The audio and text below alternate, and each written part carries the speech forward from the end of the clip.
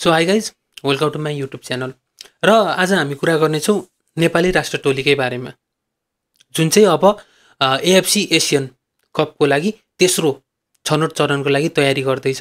र त्यही तयारीको सिलसिलामै यही मार्च 21मा नेपालले खेल्दैछ सिङ्गापुरसँग एउटा फ्रेन्डली म्याच।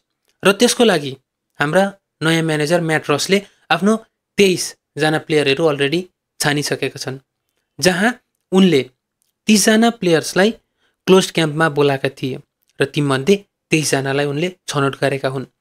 र यो छनौट गर्दै गर्दा उनलाई काहीँ न काहीँ यो स्क्वाडबाट जुन चाहिँ उनले छानेका छन् त्योबाट बाहिरिएका खेलाडीहरूमध्ये टप खेलाडीहरू पनि काहीँ न काहीँ बाहिर परेका छन्। र तीमध्ये सबैभन्दा मेन को छन् समीर तामाङ र निराजन धामी। र यो हेर्दै गर्दा Samir Tamang I am a big fan of him. एकदमै राम्रो मिडफिल्डर हुन्, एकदमै राम्रो प्लेयर।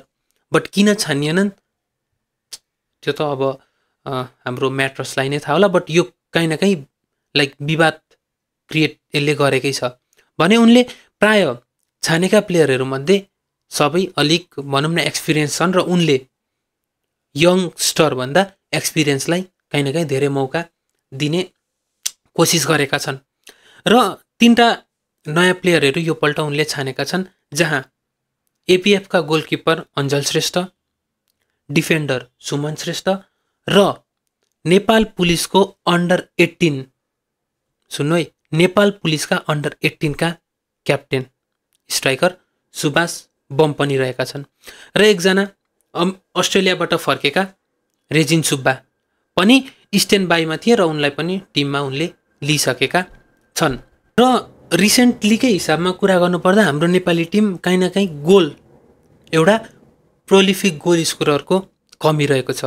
र त्यसले गर्दा नै नयाँ ट्यालेन्टहरू जस्तै निराजन धामी र समीर तामाङ टिमबाट बाहिरिनुले काहीँ न काहीँ धेरै बहसहरू चलिरहेको छ।